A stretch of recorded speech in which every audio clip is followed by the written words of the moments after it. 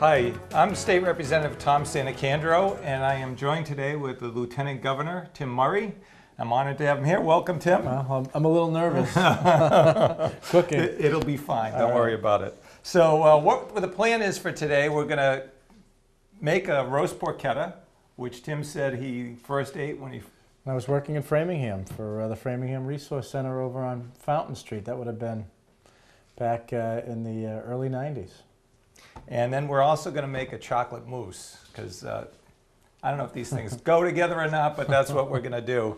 So we're going to do that, and then we're going to talk some politics while we do it, and we'll see how it turns out. All right. So first off, Tim, why don't you, I guess, maybe tell us a little bit about your relationship with Framingham, and maybe some of the things that, I guess, that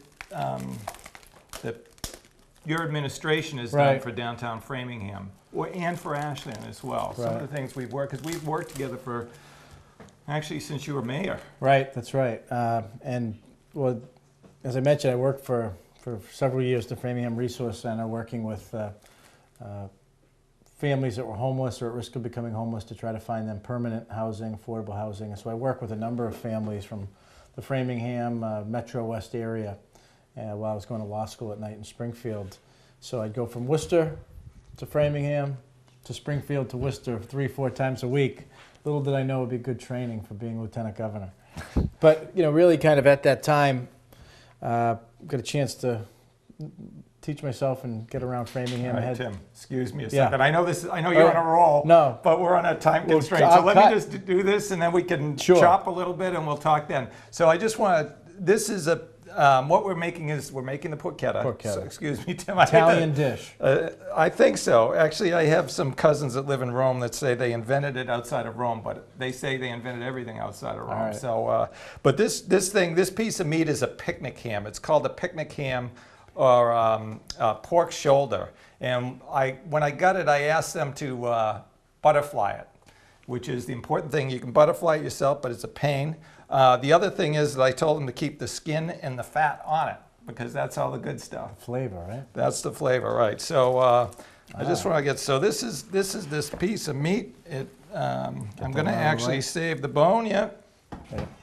So the first thing we got to do actually is, besides this, we probably shouldn't have started this way, is we need to chop up the garlic. Do you know how to do that, Tim?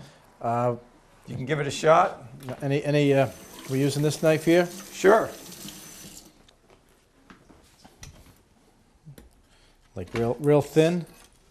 Real thin. Let's do a little, here's an extra piece of stuff here. So one of the things, Tim, is when we started, actually one of the first times I met you was when we were, you were mayor of Worcester, and we were having issues with the train crossings in Framingham and Ashland. Well, that's right. As I said, you know, I get to know Framingham, and anyone Metro West is familiar with 126 and 135 in downtown Framingham. Yes.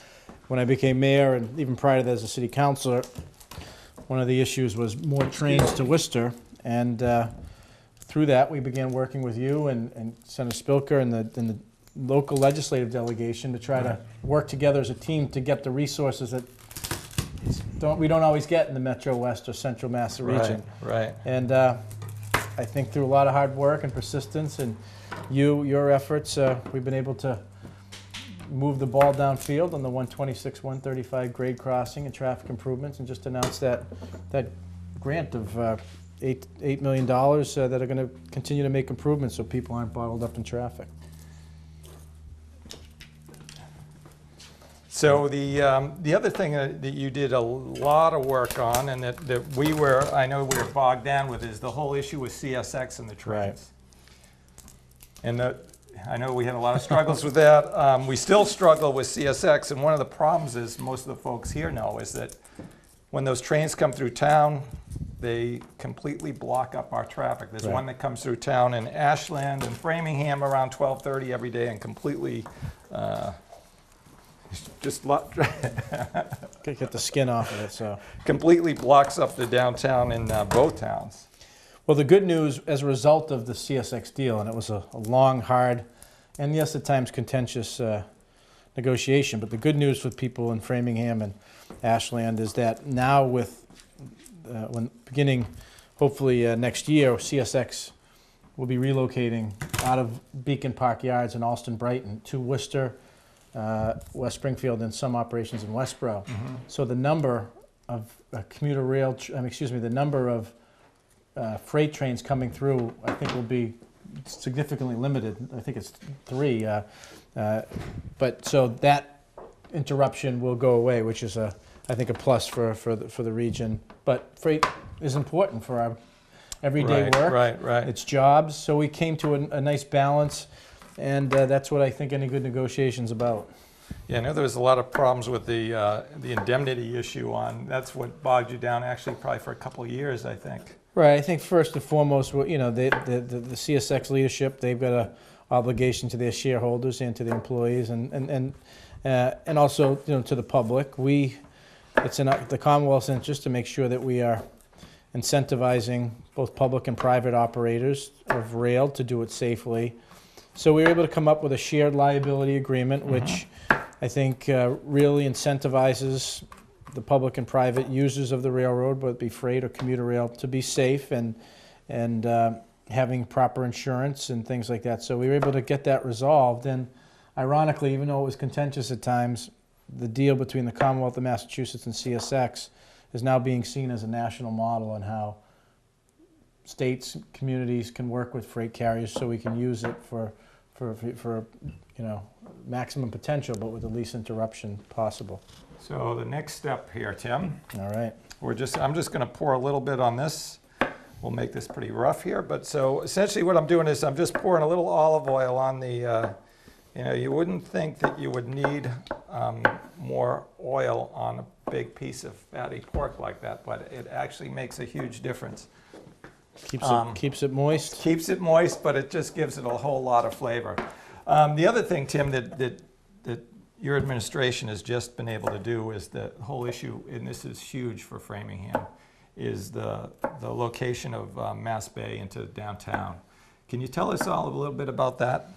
Well, my wife is the first in her family to go to college, and it was Consiglin Community College that gave her that pathway, and she just recently completed her doctorate in occupational therapy. So for so many people, that community college is that gateway or access point to be able to have MassBay expanding into downtown Framingham, it's going to bring students, professors, support staff into downtown, which will help the downtown businesses, close proximity to the rail. And it's, access to education is critical. And our community colleges, the Foster Ferkalow Community College System, 15 across the state, and having MassBay growing in Framingham, which is really the hub of the Metro West area, is exciting. And what Governor Patrick and I have tried to do with our team is to make those investments strategically so that it's not just an educational benefit, but it complements transportation, housing, and economic development. And I know that's what you've been advocating for as chair of the Higher Ed Committee and as an advocate for Framingham and Ashland. So we think it's going to be a game changer. I think, I grew up in Framingham, so I've been here quite a while. And for downtown when I was a kid, and it was quite a while ago when I was a kid, so it was in the late 50s, early 60s, downtown was the place to be. It was before Shoppers World and the whole Route 9 thing, so everybody was downtown for everything. Like dentist was there, we used to shop down there, got clothes, the whole works. But somehow in the 70s, with the movement to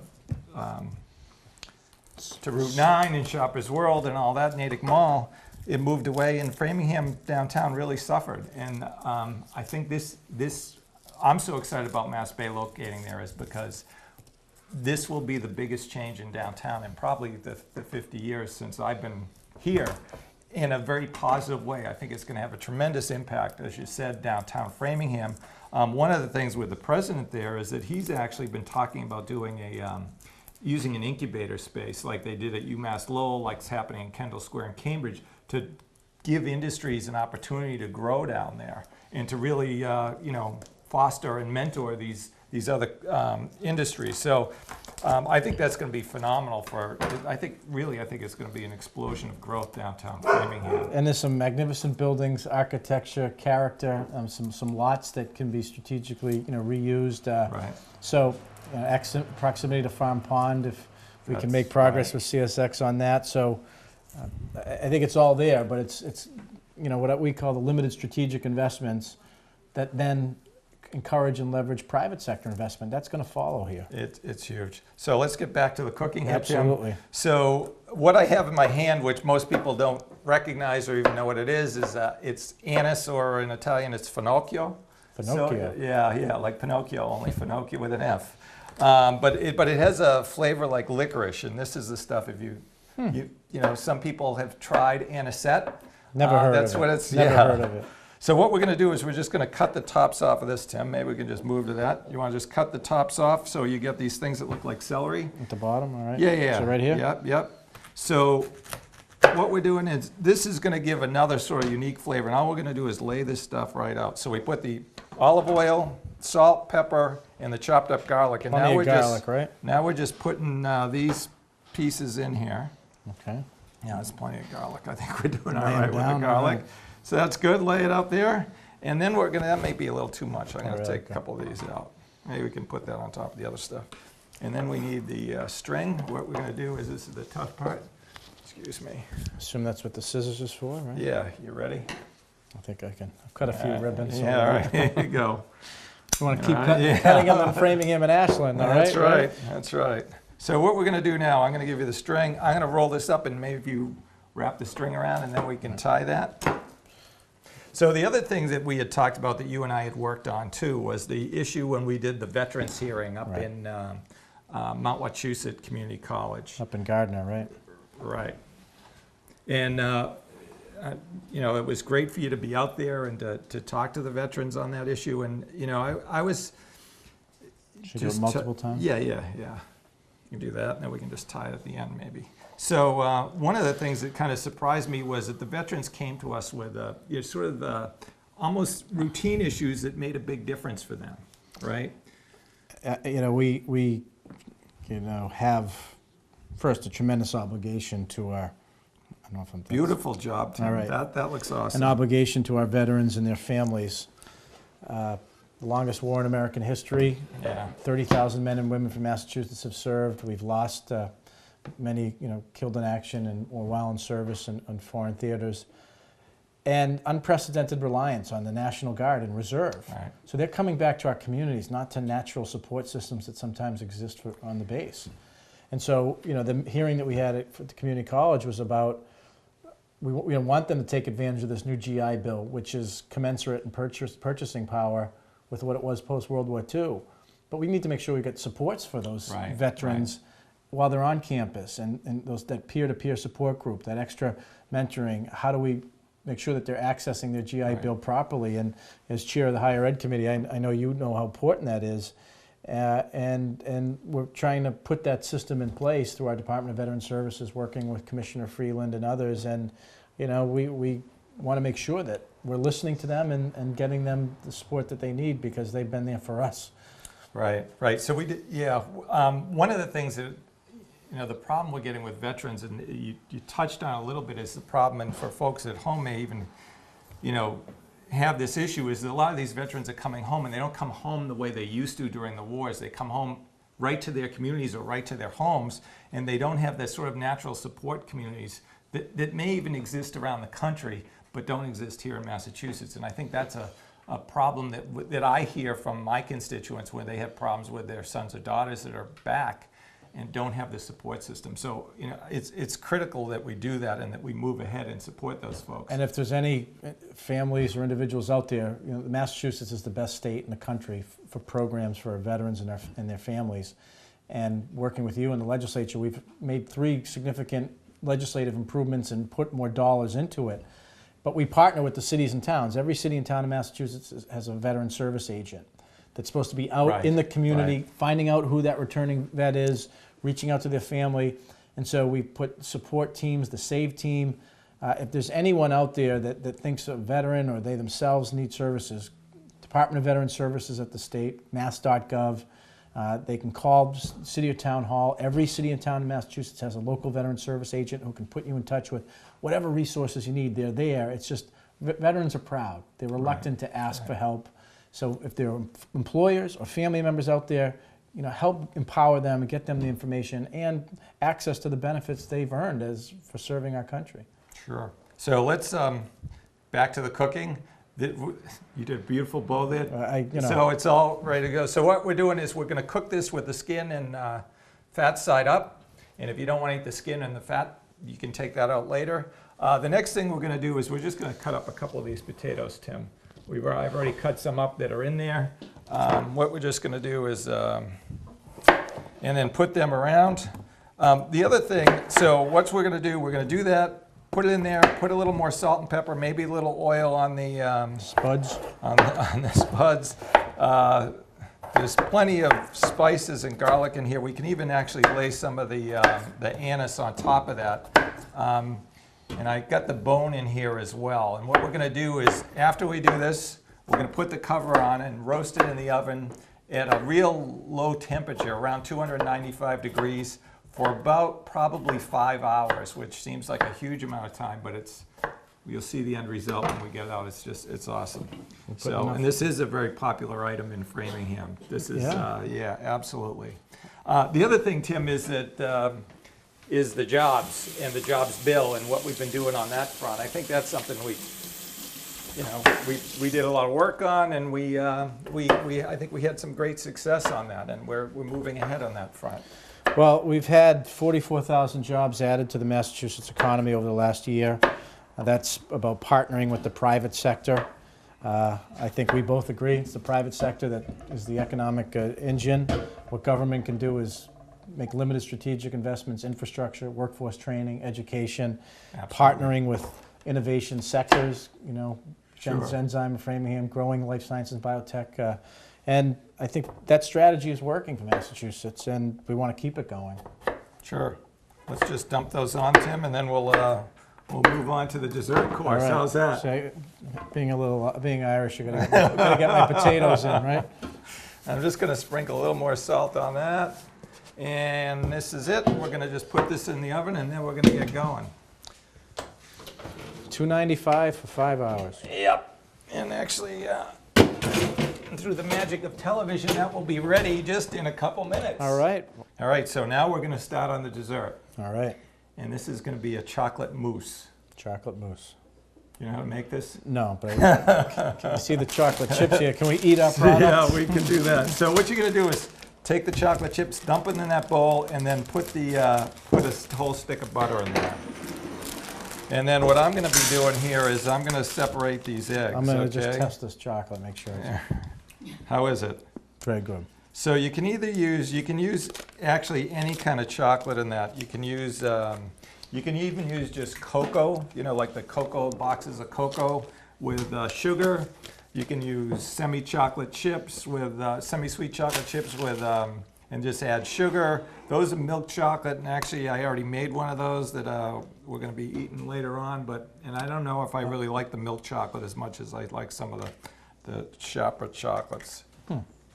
So all I'm doing here is I'm separating. I got 6 eggs here, and I'm putting the I'm separating it out so we got the yolks and the white separated.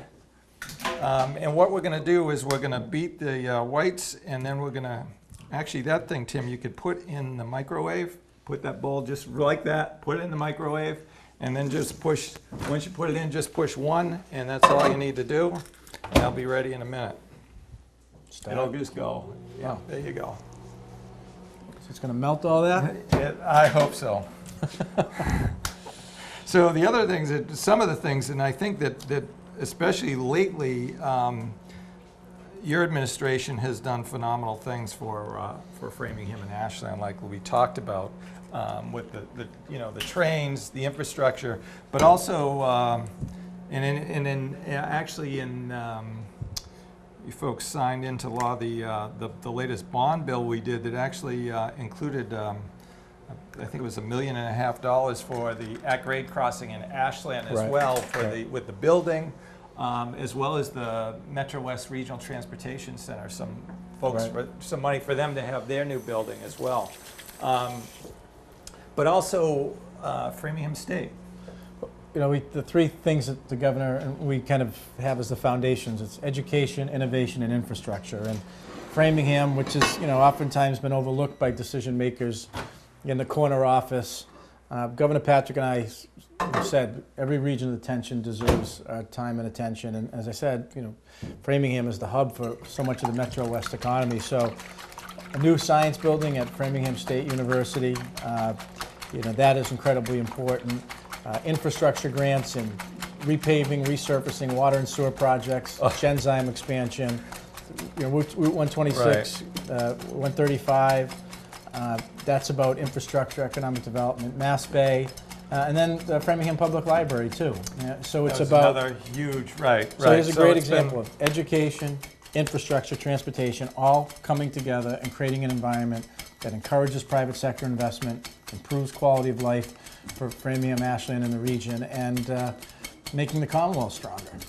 Yeah, the other thing is too is that it's interesting. So Framingham, you can use. You got to grab a fork out of here, Tim, and just sort of stir that stuff up. It looks a little gross now, but it's going to get a lot better. There you go. All right. So that Framingham State University, which was originally a teacher's college, has now done a lot of work partnering with the industries that are around here, particularly Genzyme.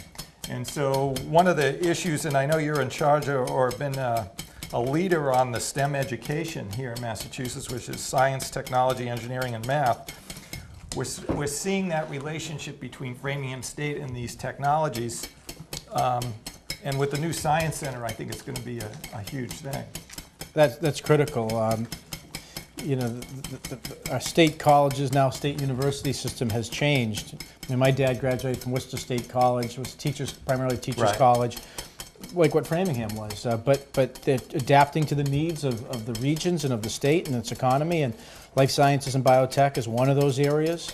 And it's aligning the workforce needs with the educational focus. And again, you've been a champion of that, working with Commissioner Freeland and others. And the jobs of the future in almost all sectors are going to require some skills in STEM, science, technology, engineering, and math. And so we need to make sure that we're working towards preparing young people, retraining workers, retraining people going back to school in these fields. And Framingham State, with this facility, will be able to do that. All right, so this is what we did, Tim. I'm not sure am I stirring this enough? Yeah, it looks all right. We can make that happen. So right here, I just beat these things up, but I'm gonna. That was the whites. That was the whites, yeah. So, Anything else? I lost one of the yolks. We'll just ignore that. All right, Tim. Then I'm gonna dump this in here. Okay. And then what I'm gonna do is whip this up. And they're telling us we only got 5 minutes, and we're gonna be serving this thing in just a few minutes. So first, I want to whip this thing up. There we go. So if you can take a look at that, so it's getting reasonably smooth. Yeah. Then the trick part comes to this, and how the mousse works is this makes it fluffy, right? So we're just going to put a little bit of the whites. That's just the whites. That's how it looks when you do that. Wow. Yeah. Wow. So, and all I'm going to do is just like fold this in, right? And the trick with this is not to mess it up too much. You're just trying to lightly stir in a little bit at a time. And what that's going to do is give that a little. And make it lighter. It's going to make it like a pudding. So we'll just do a little bit more just to show you. And once you do this whole thing up, you just put it in the refrigerator and let it cool. And then, you don't have to let it cool too long. And this is, Tim, this is how we finished up here. This is the porchetta. I'm just going to cut the strings off. And then I'm going to slice it up. Actually, I can probably pull these off. And now what you have is the mousse. Yeah. It's taken on a life of its own. That's mousse. Just serve it up, yeah. So what we're going to do is we're just going to slice this, and you can take a look at this stuff here. And then I'll serve you up a dish. Now the thing is here, some folks like to eat the fat. Some people like to just get rid of it. Some people like the skin, whatever. I'll just slice this up. This is really, really tender and juicy at this point. And what was the green stuff again we put in? Like celery? They call it anise. Anise. Or Right. a fennel, maybe. It's got all sorts of names.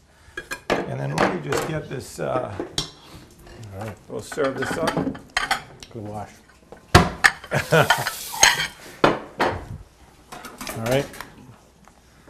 So here we go. I'll just give My, you a my scoop of daughters this. would love this. You supposed to shake this? Or no? Yeah, we'll see what happens. There you go. Perfect. Here we go. All right. So here we go. That looks good. There's your plate there. And then we've got a crew here that's interested in eating as well that's came out, but smells great. Why don't you try a little bit of that, Tim? Let me see what you think. As good as the old days in Framingham? Potato outstanding. Now I'm going to go for the porchetta. I'll try a piece myself. How is it? Very good. We did well? Did well. Good enough? I'm sold. And then why don't you try a little bit of that mousse? All right, well, There you go. this is a hard assignment. Wow. And then actually one of the crew here from Ashland Cable brought you a homemade beer, which is RPA, which is a rye pale ale, I believe is what it is. So thank you. Again, everybody at home, I've been joined by the Lieutenant Governor Tim Murray, who was nice enough to come out, talk about a lot of the things that him and his administration have done for the local area. Infrastructure changes, improvements to our crossings, money for Chapter 70, improvements to the universities. Really done a lot of work out here, including the location of MassBay downtown. But I want to thank you for coming out. You've been a great sport making the porchetta and the mousse. Thank you very much. Tom, thanks. It's been a pleasure to work with you and helping serve the people of your district. Great. Thank you. Oh, you like the, Oh, why I did heard about that. Did you do that in science class? Yeah. Or it's, okay. you want to tell us a little bit about the rocket launch? With the colors. I can't hear you. Great, The great, thing excellent. With the colors. Okay, thank you. the sign. Bye-bye. You did the Where thing. you like put it, where you like ordered. The different Oh, densities yeah. are on Yeah. this Yeah. class for 2 minutes. What? Density. Oh, that must have been interesting. And then we're looking at the Electoral College. And again, we're going back to the Constitution map, and the kids walk There away is an and, ASAP meeting after school today. Meeting. Also, intramurals are canceled for today. There are no intramurals. Margaret Dewich, please report to the office, please. every week, we go back and look at the president's schedule and the vice president's schedule. My place. Exactly. Hey, my name's Doug. Hi, Doug. Nice to meet you. All right, let the guy free. Go sit down after the show. Brent? Nice to meet you. Hi there. Hey. Erica? Yes. Hey.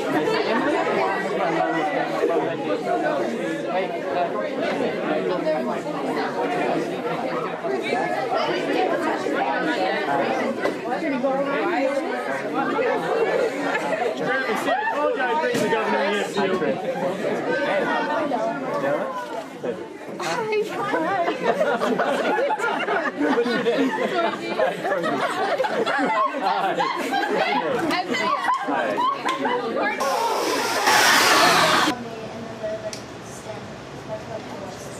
It was eyeside.com. And what did you do with that website?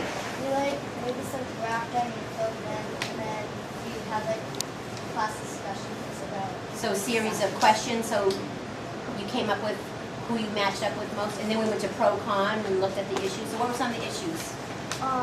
Should gay marriage be legal? Should abortion? Should handguns? What about that first issue, the nice Kendra? What was the first issue, the example about education? Is the use of federally mandated standardized tests improving education in America? What was your answer? Well, what did the candidates think? Obama wasn't clear, Romney was pro, Virgil Good was con, Gary Johnson was con, and Joe Style was con. And where are you? What do you think? About people and use that information in all kinds of ways, including things like, at least at the outset, what books you check out of the library and that sort of thing. And that bothers me. But yeah, it's an act that goes back, I think, to the George Bush administration. It was passed right after 9/11, and the idea was to authorize the gathering of more information to prevent against possible terrorist attacks. And I think that what happens under the Patriot Act has everything to do with the regulations that define how to strike that balance. I think, frankly, as a country, we're still grappling with what the right balance is. What grade? Hey, oh, the big shot. What are you working on? Perfect. Great. Thank you. Thank you.